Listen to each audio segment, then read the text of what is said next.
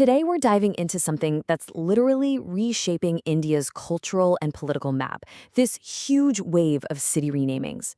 We're going to get into what's really behind these changes, the massive debates they've kicked off, and what it all tells us about the struggle for India's identity. You know that famous line from Shakespeare, "What's in a name?" Well, in India today, the answer seems to be everything.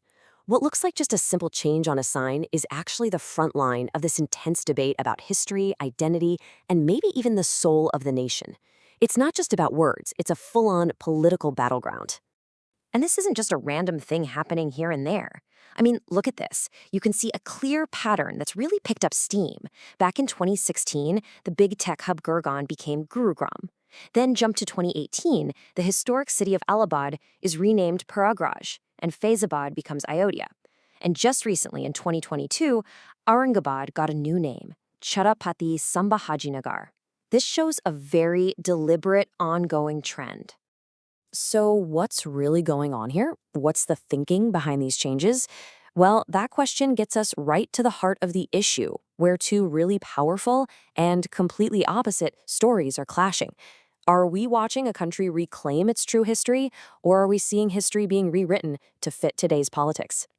Okay, so here you can really see the two sides of the coin. On one hand, the ruling party and its supporters frame this as a cultural renaissance. For them, it's about healing old wounds from foreign rule and plugging back into a glorious past. But on the other hand, you have critics who see it completely differently. They say it's a political game to divide people, to distract from huge problems like unemployment, and to push a version of history that's, well, pretty one-sided. Let's hear it straight from the source. This is a quote from GVL Narasimha Rao, a spokesperson for the ruling BJP. He presents this as a cultural mission, not a political one. He says the goal is to fix those deep scars of subjugation and reconnect today's India with its ancient pre-Islamic history. But then you get the complete opposite take. Here's Anshu Awasthi, a spokesperson for the opposition Congress Party. He's basically saying, no, this isn't about culture. He argues it's a calculated political move to stir up religious division right before elections, and, maybe more importantly, to get people to stop talking about the government's performance on the economy. You know, historians actually have a word for what critics say is happening here. It's called presentism. It's this idea of looking at the past but through the lens of today's values and politics. The argument from critics is that this is exactly it.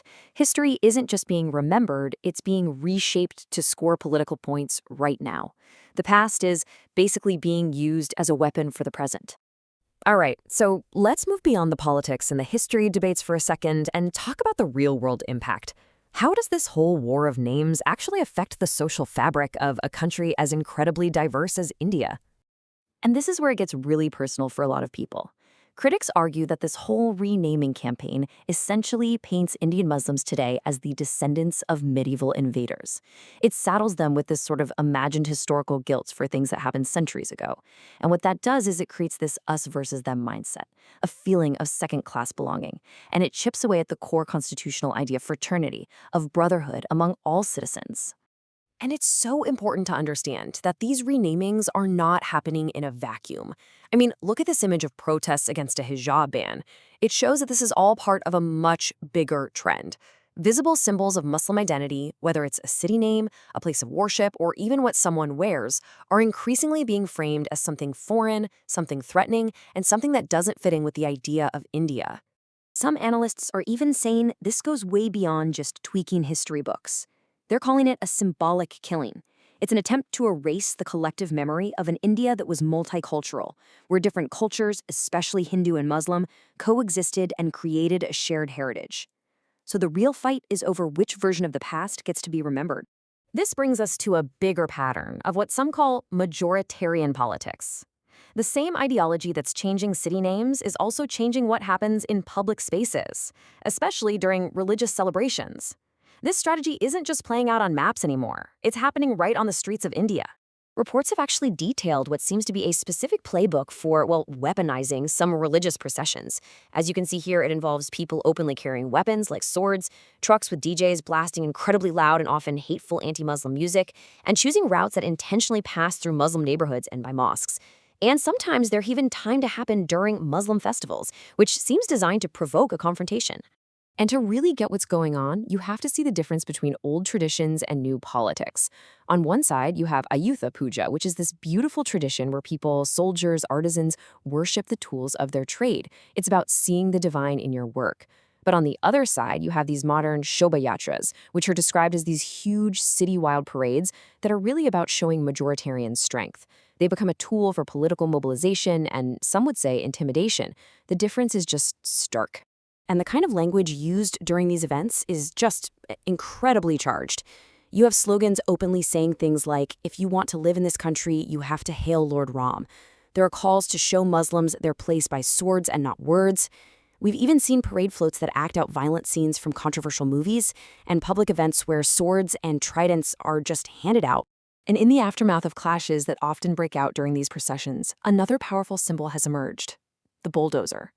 In several states, we've seen authorities use bulldozers to tear down the homes and shops of Muslims accused of being part of riots.